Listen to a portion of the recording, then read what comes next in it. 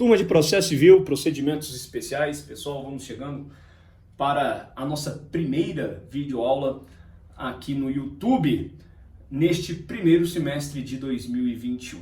Iniciamos o nosso semestre ontem, conversei com vocês a respeito de como nós iríamos operar aí com as nossas aulas. Essa é a primeira videoaula, aula 2, e o nosso título é Ação de Consignação em Pagamento. Ação de consignação em pagamento. Vamos colocar aqui, ação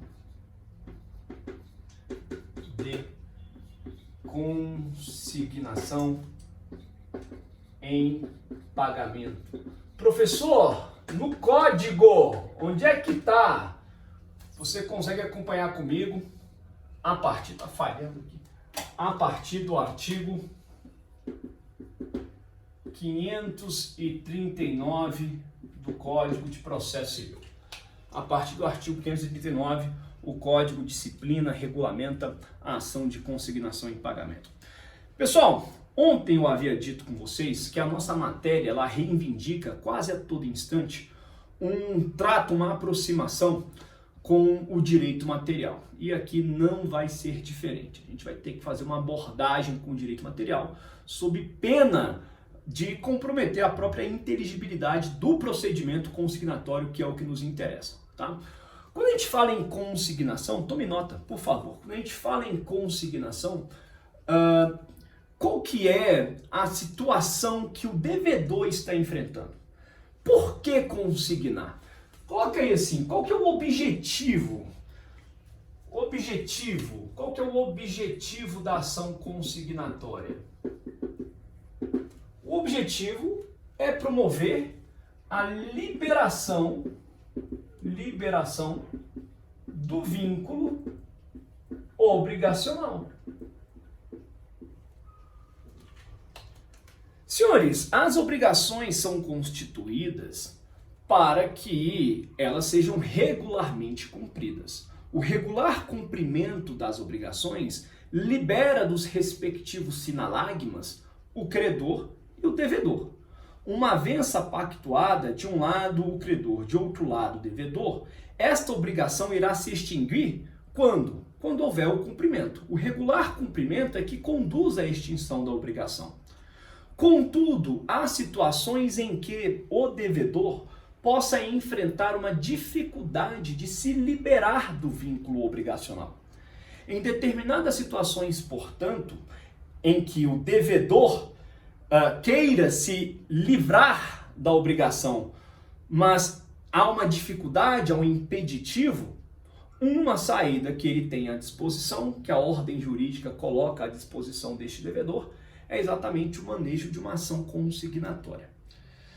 Professor, quais são as situações em que o devedor estará autorizado a promover o manejo de uma ação consignatória com este objetivo de se liberar da obrigação que o enlaça junto ao credor? E aí eu vou convidar você para abrir o Código Civil. Vamos lá no artigo 330. Vamos fazer a leitura juntos do artigo 330 do Código Civil. Abre aí o seu Vadimeco, então no site do Planalto, tá?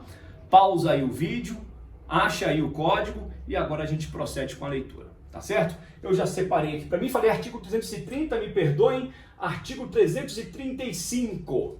Artigo 335 do Código Civil. A consignação tem lugar, diz o caput, inciso 1, se o credor não puder ou sem justa causa recusar receber o pagamento ou dar quitação na devida forma. É a primeira hipótese que autoriza o devedor ao ajuizamento da ação consignatória.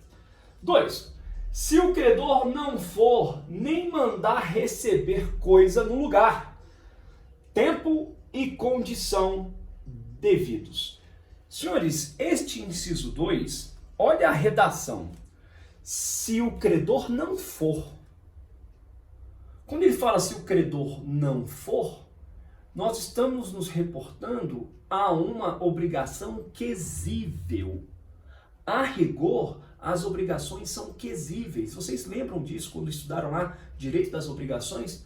Obrigação quesível, isto é, o credor é que bate a porta do devedor para receber o seu crédito, para propiciar o adimplemento. A obrigação quesível, portanto, está retratada aqui no inciso 2. Inciso 3. Se o credor for incapaz de receber, for desconhecido, declarado ausente ou residir em lugar incerto ou de acesso perigoso ou difícil. Inciso 4. Se ocorrer dúvida sobre quem legitimamente deva receber o objeto do pagamento. Inciso 5, que é o último inciso, se pender litígio sobre o objeto do pagamento. Estas são as circunstâncias que, segundo o Código Civil, que segundo o direito material, autoriza a consignação. Importa ser entendido, contudo, o seguinte, pessoal. Você já sabe, à luz do artigo 335, a gente pode deixar bem organizado aqui, hipóteses autorizadoras à consignação. Artigo 335 do Código Civil. Pessoal, já compreendemos que a consignação ela acaba se revelando como uma forma anômala de promover a liberação do devedor do vínculo obrigacional. Por quê? Porque o devedor, porventura, pode enfrentar situações em que, havendo dificuldade para cumprir a obrigação, para se liberar deste vínculo, segundo as hipóteses do artigo 335, ele tem então à disposição a via consignatória. Quando falamos em via consignatória, contudo, é preciso destacar que há duas modalidades de consignação. Há duas modalidades.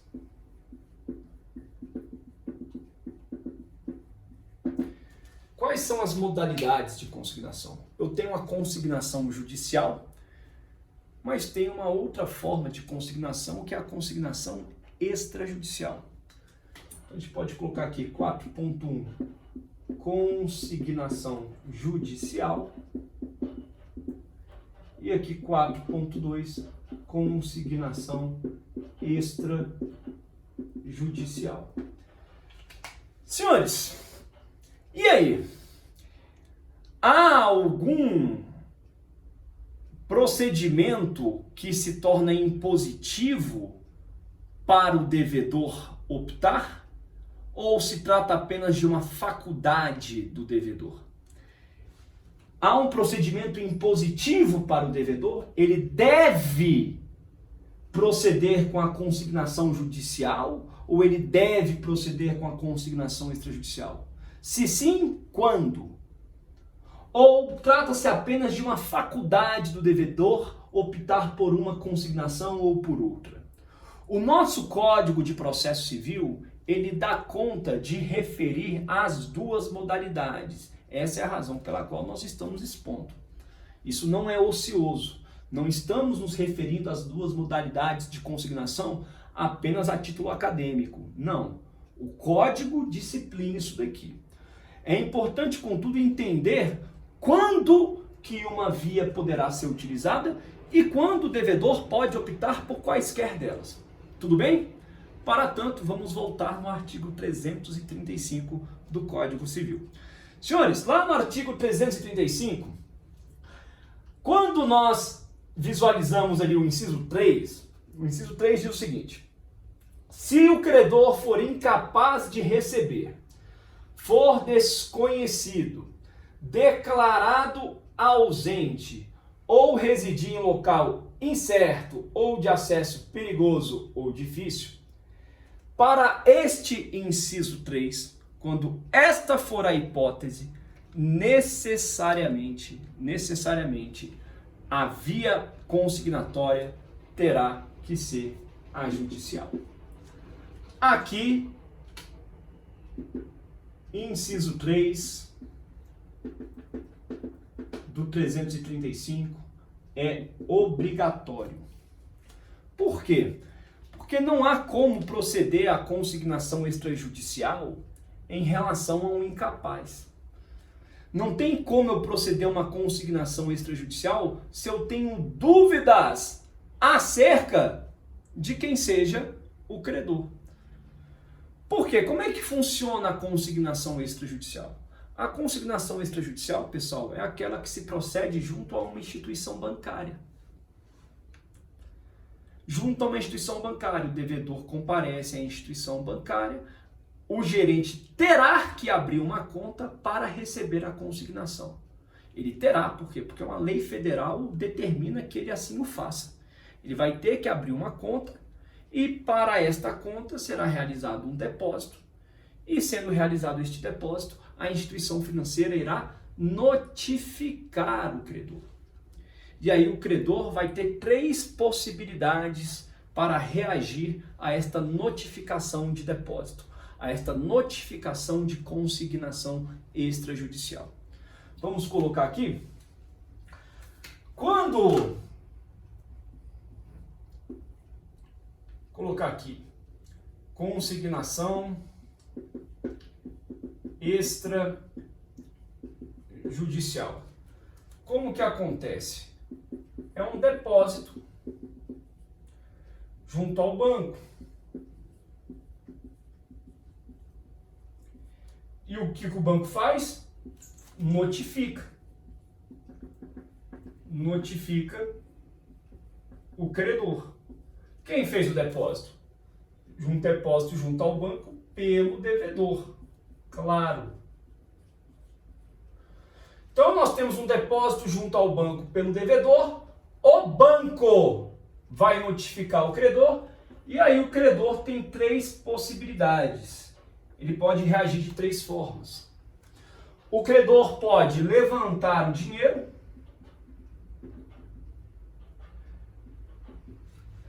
O credor pode permanecer inerte, nada faz, ou o credor pode simplesmente recusar o depósito. Agora, essa recusa tem que ser por escrito, no prazo de 10 dias. O credor, ele é notificado para levantar o dinheiro ou recusar o dinheiro. Tanto o levantamento do dinheiro como a recusa tem que ser no prazo de 10 dias.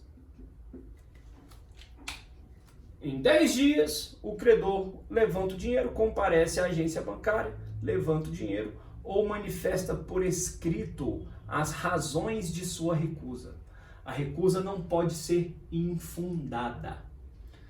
Ou simplesmente ele não toma nenhuma atitude nem outra. Ele permanece inerte. Senhores, caso o credor levante o dinheiro, a obrigação está extinta. Caso o credor permaneça inerte, o devedor do mesmo jeito estará liberado do vínculo obrigacional e o dinheiro permanecerá, seguirá à disposição do credor. Agora, se o credor recusa o depósito, manifestando as razões pelas quais não aceita o dinheiro, então ao devedor remanesce uma opção. A partir daqui, no prazo de 1 mês, não 30 dias, 1 mês, no prazo de 1 mês, o devedor poderá ajuizar a ação consignatória. Senhores, vamos lá, com calma. Aqui a gente tem a regulamentação da ação de consignação em pagamento, você acompanha lá no CPC. Você já entendeu que o objetivo da ação de consignação em pagamento é a liberação do vínculo obrigacional pelo devedor. Nós fizemos a leitura das hipóteses autorizadoras segundo o Código Civil, no artigo 335, para que o devedor venha assumir a via consignatória. Esta via consignatória se apresenta em duas modalidades, consignação judicial e consignação extrajudicial. Nós acabamos fazendo referência à necessidade de que, para o inciso 3 do artigo 335, tão somente será possível a consignação na modalidade judicial. E agora começamos a fazer uma abordagem de como é o procedimento da consignação extrajudicial. A consignação extrajudicial acontece junto a uma instituição bancária. O gerente terá que abrir uma conta para receber o depósito pelo devedor, qualquer agência bancária. Qualquer agência bancária. Pode ser de qualquer banco, de qualquer instituição financeira. Agora, a doutrina entende que, como na ação de consignação em pagamento, o foro de competência é o foro do local em que o pagamento deveria ocorrer, então aqui você tem que escolher uma agência bancária exatamente do local do pagamento. Apenas isso. Senhores, realizado o depósito junto ao banco pelo devedor, o banco notifica o credor. Vou colocar aqui o banco notifica o credor. E a partir disso, ao credor se abrem três possibilidades.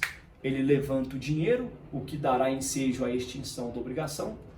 Ele poderá recusar o dinheiro, tendo que fazê-lo de forma fundamentada.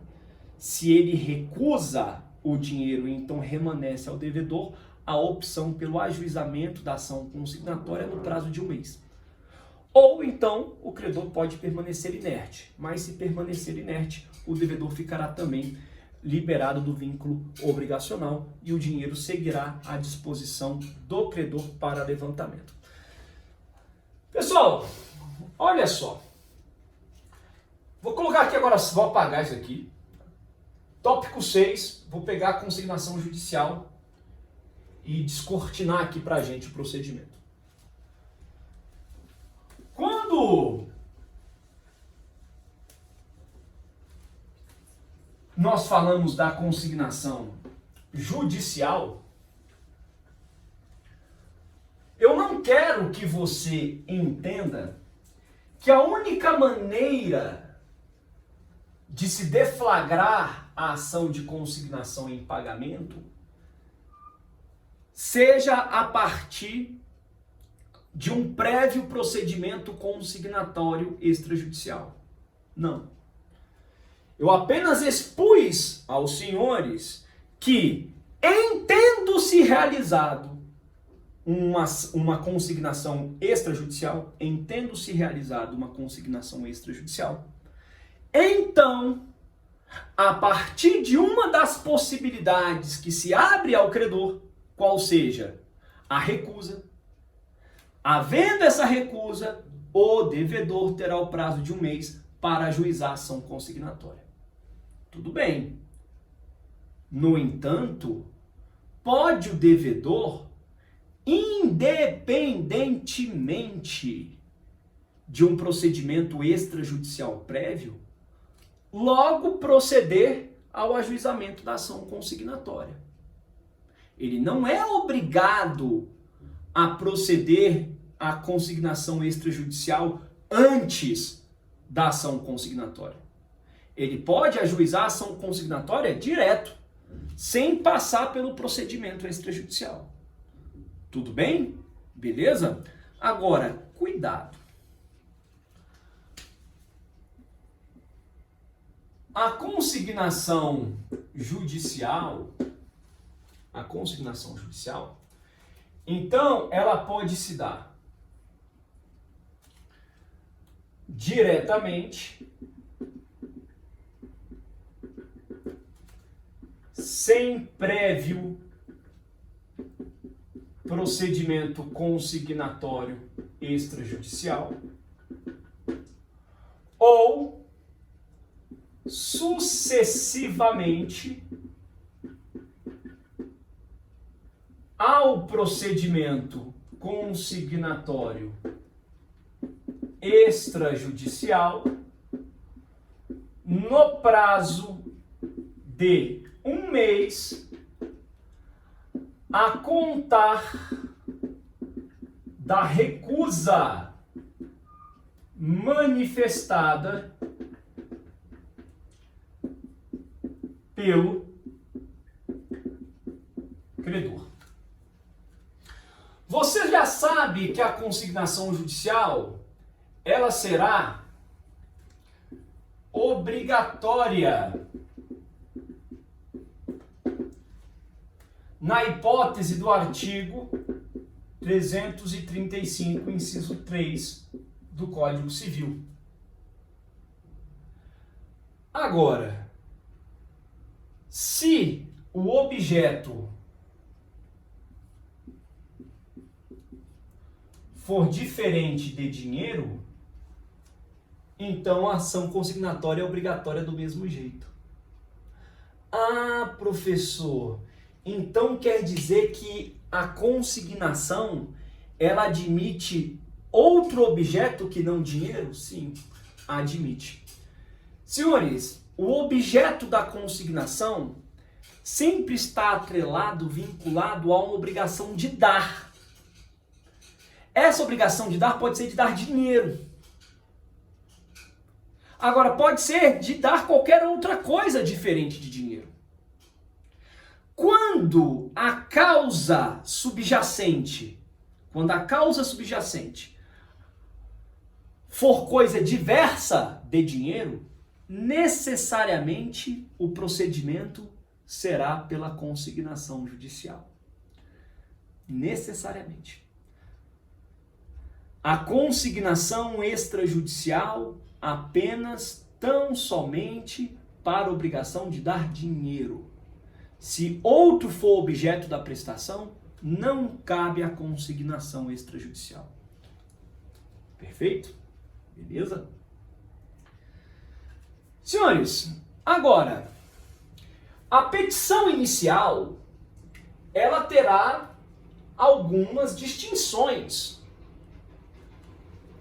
Se a ação consignatória for um procedimento direto, sem prévio procedimento consignatório extrajudicial, ou se a petição inicial for sucessiva ao procedimento consignatório extrajudicial. Qual que é a diferença? A diferença é que aqui, quando se tratar de um ajuizamento sucessivo, a petição inicial deve fazer prova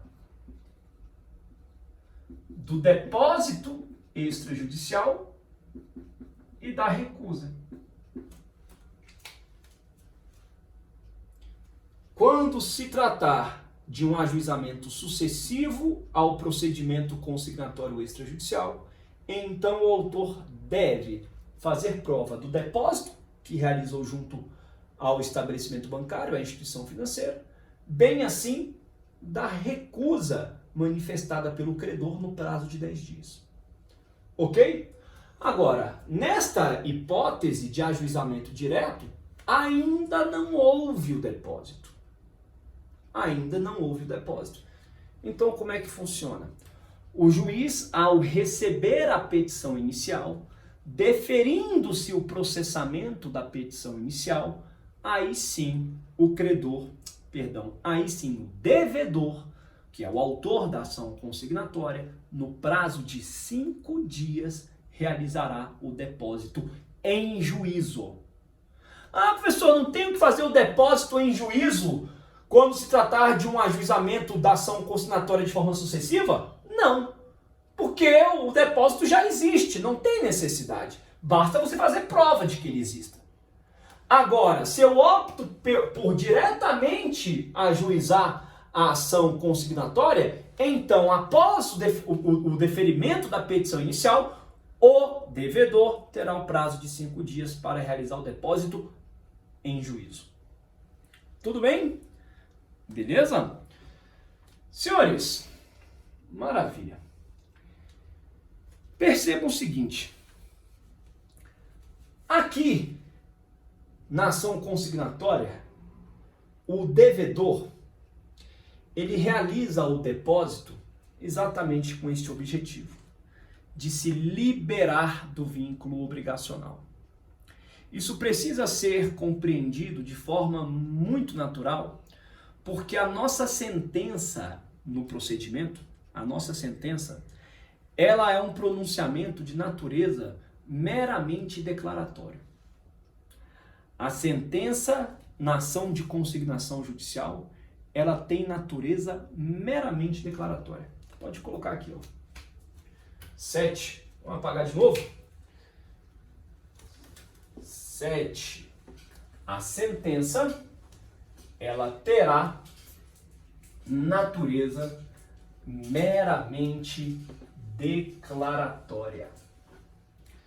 Tá acabando, segura aí.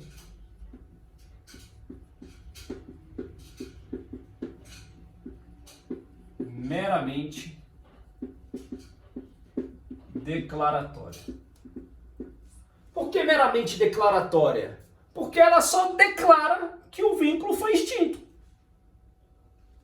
Mas, em verdade, o fato que tem o efeito constitutivo negativo de fazer desaparecer o vínculo obrigacional é o depósito. É o depósito pelo devedor que o libera do vínculo obrigacional. E a sentença, reconhecendo a idoneidade do depósito, a regularidade do depósito, declara que o vínculo obrigacional foi desfeito. Tudo bem? Beleza? Não é a sentença que tem um efeito constitutivo negativo. É o depósito. A sentença apenas declara a idoneidade, a regularidade do depósito, este sim com o efeito de liberar o devedor do vínculo obrigacional. Tá certo? Senhores, agora, olha só.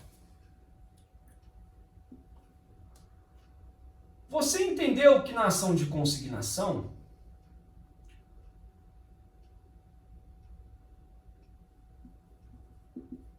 o réu, claro, é o credor. E ele é citado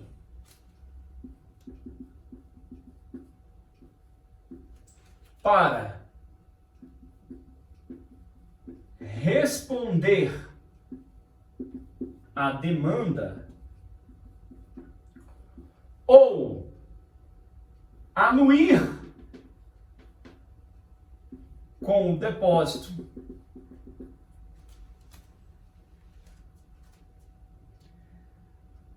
Da mesma forma que no procedimento extrajudicial, o credor foi notificado para levantar o dinheiro, para recusar o valor ou permaneceu inerte, aqui é a mesma coisa. O credor, ele será citado, mas veja, ele é citado para responder à demanda. O que é responder à demanda? É oferecer contestação. Contestação e ou reconvenção. Aqui, no caso, é difícil vislumbrar uma hipótese reconvencional. Agora, vejam, a citação, ela ocorre depois que o depósito foi feito. Então, primeiro eu tenho o ajuizamento da ação, em seguida o deferimento da petição inicial, e aí sim, no prazo de 5 dias, o depósito em juízo, caso se trate de ajuizamento direto. E então é que o credor é citado, para que ele tome ciência do depósito, compareça requerendo o levantamento do dinheiro, ou então conteste o depósito realizado. Professor, como assim conteste o depósito realizado? Ora, pode ser que o valor depositado seja a menor do montante realmente devido. Então, isso daqui precisa ser compreendido, porque caso o depósito seja insuficiente, porque essa anuência aqui com o depósito, ela só vai acontecer se o credor consentir com o montante depositado.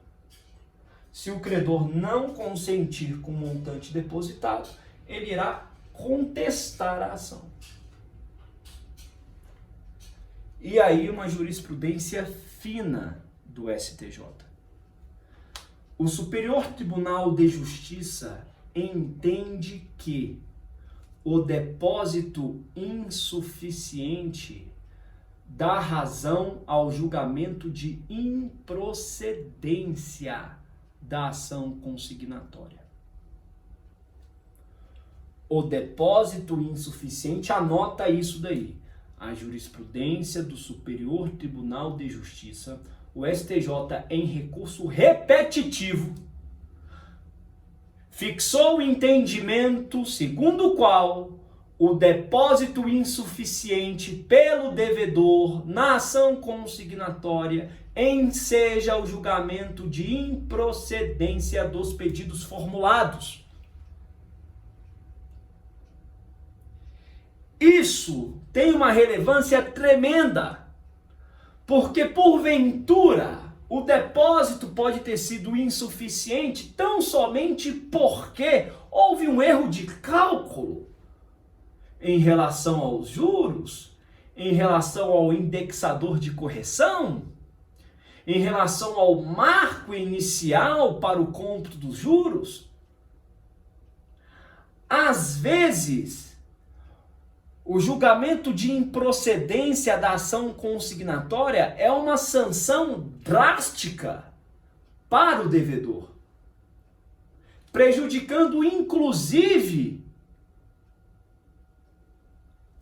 a opção pela via consignatória. Ora, imagine o seguinte: o devedor faz um depósito de 100 mil reais. O credor é citado e o credor fala: olha, não são 100 mil, são 112 mil. Eu não aceito esse valor. São 120 mil. Qual que é o entendimento do STJ? Julgamento de improcedência.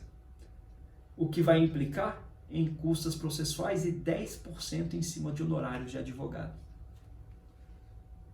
Essa é a crítica que se faz ao entendimento do STJ, porque o STJ, com essa jurisprudência, ele melindra, ele desacredita, ele torna temerário o ajuizamento da ação consignatória, porque a insuficiência do depósito já conduz ao julgamento de improcedência. Cuidado com isso, tá? É importante a gente ter domínio tanto do entendimento do STJ, como da crítica que se faz ao entendimento do STJ, que acaba ali comprometendo, esvaziando a utilização da ação consignatória. Tá bom? Senhores, uma última observação, por gentileza. Uma última observação. É possível operar, é possível, pela via da ação consignatória, realizar depósitos de obrigações de trato sucessivo que se renovam mês a mês? É possível? É possível. Quando que eu farei os depósitos mês a mês? Em até 5 dias após o vencimento. Então, você coloca aí 9 prestações sucessivas. Só para você deixar bem organizado. Prestações sucessivas. O devedor poderá realizar mês a mês a consignação, o depósito, em até 5 dias após a data de vencimento. Ok? Beleza? Agora, isso pode acontecer até a prolação da sentença. Depois que a sentença foi prolatada, se o processo estiver em grau de recurso, aí as novas consignações deverão acontecer em processo próprio, em processo autônomo. Mas enquanto não prolatada a sentença, você pode realizar, o devedor pode realizar os depósitos mês a mês em até 5 dias após a data de vencimento. Perfeito? Claro, ainda bem, né, pessoal? Por quê? Porque a ação consignatória ela tende a se resolver com a sentença, tá? Agora, você imagina que até a sentença ser prolatada, o devedor tivesse que todo mês ajuizar e inaugurar um novo processo. Não faria sentido nenhum. Então, nas prestações sucessivas, pode o devedor realizar o depósito mês a mês até 5 dias após o vencimento. Tá certo? Bem, me parece não haver dúvidas de que colocar aí legitimidade. Na legitimidade ativa será o devedor. Óbvio. É ele que tem o interesse processual para se liberar do vínculo obrigacional. No entanto, doutrina e jurisprudência também reconhecem a legitimidade ativa para quem tenha interesse jurídico. Por exemplo, o fiador. O fiador, ele tem interesse jurídico em se ver livre daquela obrigação. Ele também tem legitimidade ativa. O co-obrigado, qualquer outro co-obrigado, um avalista, por exemplo. Um sócio. Então, o administrador judicial da falência.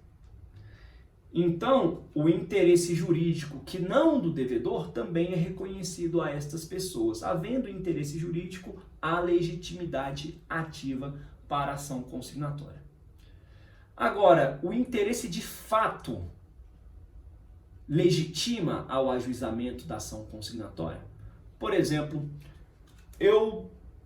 um pai pode ajuizar a ação consignatória em razão de uma dívida do filho? Pode.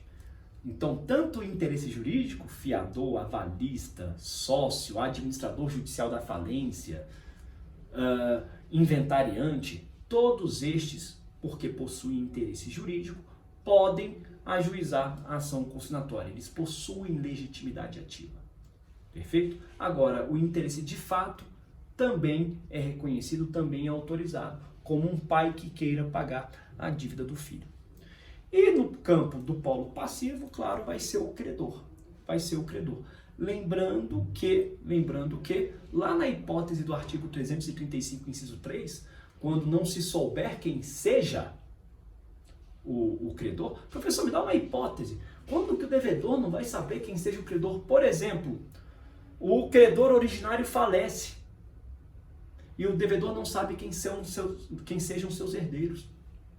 Tá? Ok? Então, no campo do polo passivo, nós teremos o credor. Tá? Caso o credor seja incerto ou desconhecido, aí você sabe, a citação será por edital. Beleza? Ok? Senhores, maravilha! Apresentamos aí a nossa primeira ação. São 3h45. Eu acho que até 4h45. 3h45 agora. Eu acho que até as 4h45 esse vídeo vai estar para vocês. Né? 40 minutos de vídeo. Quanto que deu aqui a videoaula? 38 minutos. A depender da hora que o vídeo ficar disponível, a gente ainda consegue se reunir hoje. Do contrário, calma, quarta-feira eu compareço com certeza no Meet. A gente sempre vai ter um contato regular, conforme eu expus ontem para vocês. Viu, Epaminondas? Guarda suas dúvidas aí, cara. Não deixa as dúvidas se dispersarem, não. Tá? Dependendo do horário que o vídeo ficar disponível, a gente entra, conversa ainda hoje. Do contrário, com toda certeza, na quarta-feira que vem, eu dedicarei um tempo maior para a gente, tá? Para a gente tratar aí de eventuais dúvidas em torno da aula de hoje. Pessoal, obrigado, até a próxima.